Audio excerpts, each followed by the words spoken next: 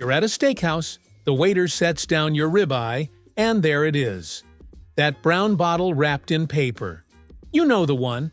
You reach for it, ready to add a few dashes, but then someone asks you to pass how do you even say it? Worcestershire sauce. Even the name trips people up. But here's the thing.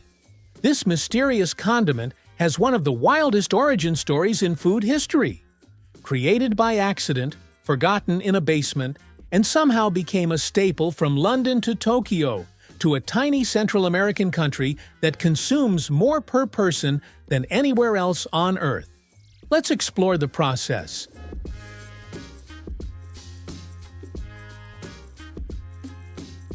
It's pronounced Woostershire, not Worcestershire. If you've been saying it wrong, you're in good company. Worcestershire sauce is a fermented liquid condiment. Thin, dark brown, with a flavor that's nearly impossible to pin down. Tangy, savory, sweet, slightly funky. It doesn't shine alone, but add it to a dish and something magical happens. Steaks taste richer. Bloody Marys get that edge. Even grilled cheese becomes worth talking about. The story begins in 1835 in Worcester, England. Two chemists, John Wheely Lea and William Henry Perrins, ran a small pharmacy. They weren't famous. They just mixed medicines and sold household goods. One day, a nobleman walked in with an unusual request. He traveled to India and tasted an incredible sauce. He wanted them to recreate it. The chemists agreed. They mixed up a batch: vinegar, molasses, anchovies, tamarind, garlic, onions, spices. They tasted it, and it was awful, like genuinely inedible. Harsh, overpowering. Nothing like what the nobleman described. Disappointed, they made a barrel for the customer anyway, then mixed an extra batch for themselves, hoping it might improve. It didn't? So they did what anyone would do with a failed experiment. They stuck the barrel in the basement and forgot about it. Fast forward 18 months.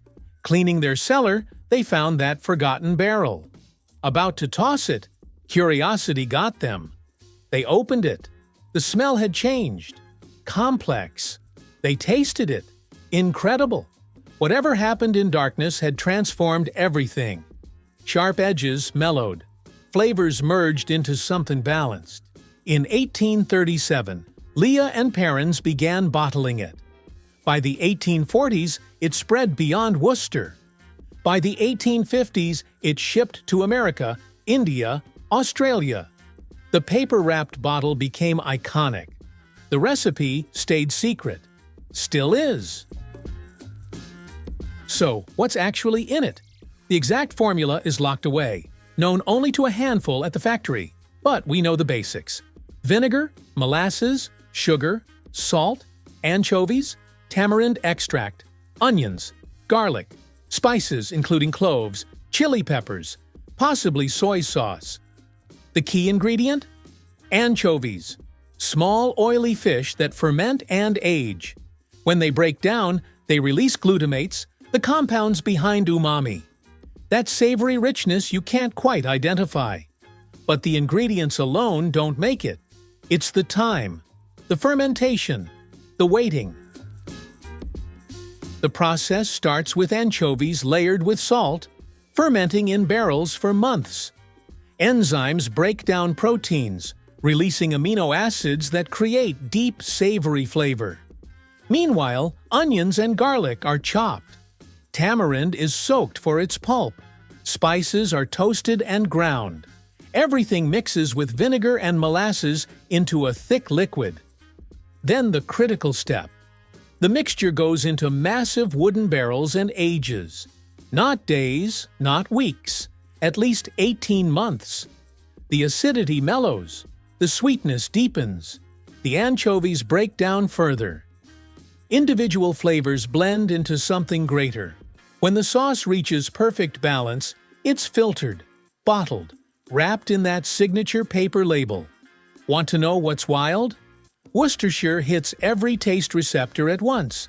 Sweet from molasses, sour from vinegar and tamarind, salty from anchovies, umami from fermented fish, even bitter from spices. Your tongue doesn't know what to focus on. This is why chefs call it a secret weapon. A few drops don't taste like anything specific. They make everything else taste more like itself. It amplifies beefiness in beef, brightens acidity in tomato sauce, adds depth to mac and cheese, balances sweetness in glazes. Worcestershire spread worldwide, and countries put their own spin on it.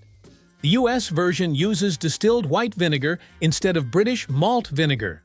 Result? UK is earthier, US is sharper.